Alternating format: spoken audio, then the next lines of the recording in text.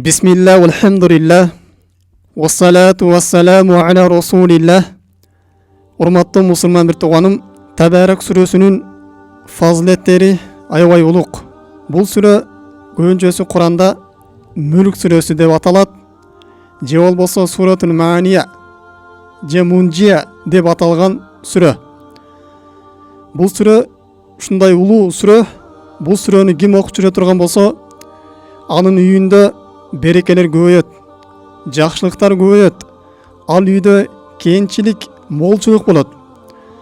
Жана ал үйдөн шайтандар качып, ал үйгө периштелер орнойт.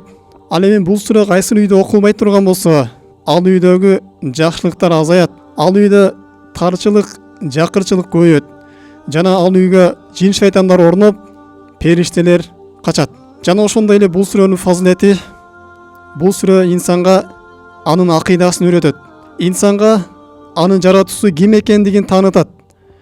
Жана анын жаратуусу Аллах Таала кандай улуу зат экендигин, Аллах Таала бардык нерсеге кудуреттүү зат экендигин, Аллах Таала өтө азиз болгон зат экендигин, Аллах Таала өтө бийик болгон зат экендигин инсанга таанытат. Жана ошондой эле инсандын бул дүйнөгө жаралган максатын үйрөтөт. Аллах Таала инсаниятты бул дүйнөгө эмне жараткандыгын муну ошону баяндап берет. Инсандын кайдан келгендигин, жана кайда барарын, инсан кандай кылса бактылуу болорун, жана кандай кыла турган болсо эртең кыямат күндө өкүнүп калары тууралуу бул сүрө баяндап берет.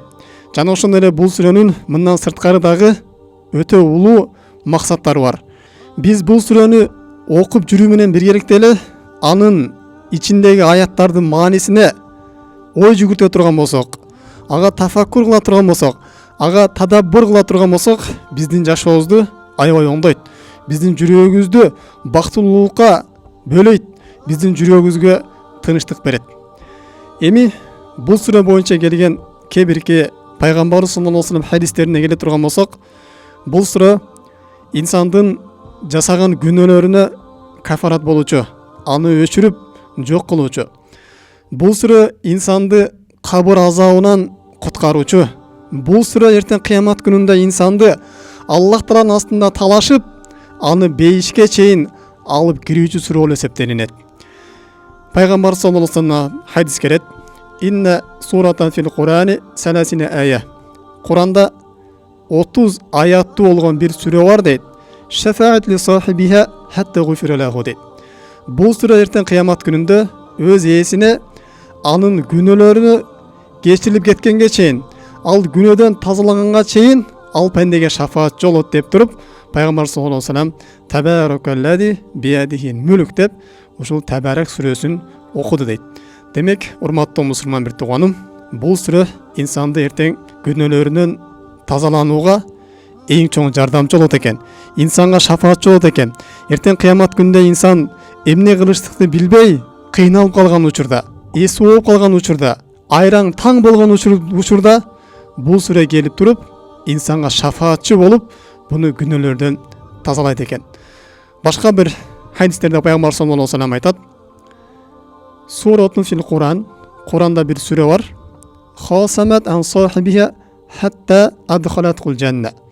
Ал кыямат күнүндө өз ээсин бейишке киргенге чейин аны коргоп турат дейт.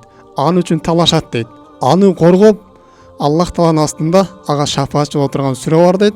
Табаракаллази биядихил мүлк деп Пайгамбар саллаллаху алейхи ва саллям дагы Табарак сүрөсүн окуду дейт.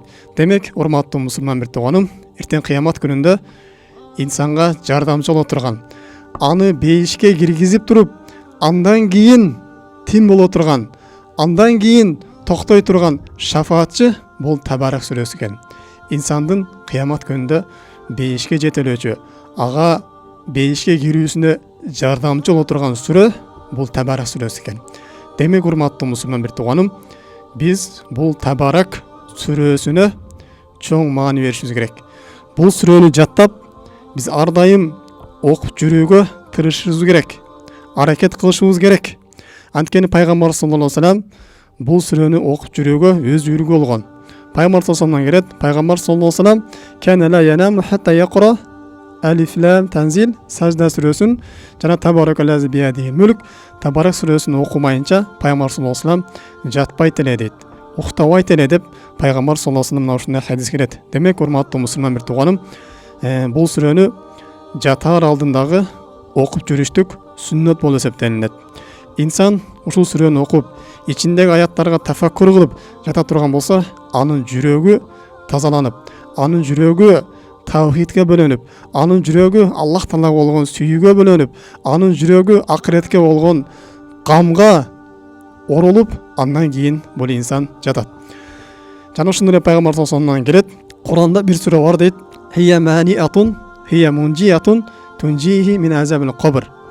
Табарак сүрөсү бул аттарынан бири Маания деп аталат. Бул сүрө инсанды кабыр азабынан куткаруучу дейт. Маниятын деген бул сүрө коргоочу дейт, кайтаруучу дейт, тосуучу дейт.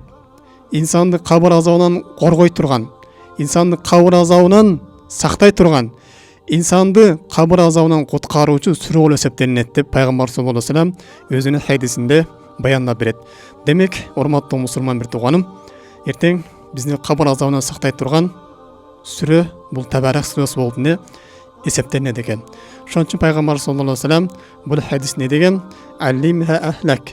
Өзүңдүн үй бүлөңө үйрөткүн деген. Өзүңдүн жубайыңа ва жамия валадак, жана бардык балдарыңа, ва сибияна байтик, үйүңдөгү жаш балдарга дагы, бөбөктөргө дагы ушул сүрөнү үйрөткүнүң. Ва жиронека, жана сен өзүң кошунаңа дагы мына ушул сүрөнү үйрөткүн. Фа иннаха мунжиятун, албетте ал кабыр азабынан сактаачу. Вал мужадалату, ал кыямат күндө инсан үчүн Аллах Тааланын астында талашып берүүчү, ал инсанга Аллах Тааланын ортосунда шафаатчы болуп берүүчү сүрө дейт. Жана инсанды дозок азабынан коткоруучу сүрө деп пайгамбар саллаллаху алейхи ва саллям бул Табарак сүрөсүнүн фазилетин ушундай айтат. Башка бир хадисте де келет, пайгамбар саллаллаху алейхи ва саллям ла вадиту аннаха фи қалби кулли инсан мин уммати. Мен үммөтүмдүн баарынын жүрөгүндө ушул Табарак сүрөсү болорун, Табарак сүрөсү болушун мен каалар элем деп пайгамбар саллаллаху алейхи ва саллям мына ушундай бизге Табарак сүрөсүнүн фазилетин баяндап берет. Демек, урматтуу мусулман бир тууганым, биз бул сүрөнү өзүбүз үйрөнүшүбүз керек. Жана өзүбүздүн үй бүлөбүзгө үйрөтүшүбүз керек. Жана ошондой эле өзүбүздүн досторубузга, жана өзүбүздүн жакындарыбызга бул сүрөнүн фазилетин айтып, жана бул сүрөнүн жаттоосуна биз жардам беришибиз керек. Жана ошол менен биргеликте бул сүрөнү жаттап коюп, окуп коюп эле тим болбостон, бул сүрөнүн ичиндеги аяттардын маанисине биз ой жүгүртүшүбүз керек. Мына ошолорду дагы түшүнүшүбүз керек. Албетте бул өтө оор сүрө, мунун мааниси өтө бир олчундуу. Бул сүрөдө биз тафаккур кыла турган болсок, алымдарыбыз айтат, инсанга берилген 12 суроо бар дейт. Өтө бир оор суроолордон 12 суроо бар дейт. Суроо бар дейт, инсанды ойлондуруп коючу дейт. Башка сүрөлөрдө 2ден 3дөн 10дон суроо боло турган болсо, ал эми бул Табарак сүрөсүндө инсанды бир оюн калчай турган, инсанды бир ойлондуруп коюучу 12 суроо бар деп алымдарыбыз айтышкан. Ошондуктан бул суроонун биз маанисин дагы түшүнүп, өзүн дагы окуп жүрө турган болсок, биздин кабырыбызга куткаруучу болот, кыямат күндө бизге бейишке кирүүбүзгө шафаатчы болот. Жана ошондой эле бул сүрөнүн маанисин түшүнө турган болсок, биздин жүрөктөгү этикадыбызда бекендейт. Аллах Тааланын ысымдарын, сыпаттарын бизге үйрөтөт. Аллах Таала кандай зат экендиги тууралуу, Аллах Тааланын бизге ырызкы берүүчү экендигин, Аллах Таала бизди өлтүрүүчү экендигин, Аллах Таала кайра бизге кыямат күндө жан берип тирилтүүчү экендигин, Аллах Таала бардык ааламдардын башкарчуусу экендигин, бардык мүлк Аллах Тааланын колунда экендигин баяндайт. Жана ошондой эле Аллах Тааланын өтө берешен зат экендигин баяндайт. Эгерде инсандар Аллах Таалага күнөөкөр боло турган болсо, анда Аллах Таала алардан өз рызкысын тыйып коеру тууралуу Аллах Таала бул Куранда бул сүрөдө бизге баяндап берген. Жана башка дагы бул сүрөдө биздин жашообузга береке алып келе турган, биздин жүрөгүбүздү тазалай турган өтө чоң мааниге ээ. Субханак Аллахумма бихамдик, ашхаду ан ла илаха илля анта, астагфирука ва атубу илейк. Ассаламу алейкум ва рахматуллахи ва баракатуху.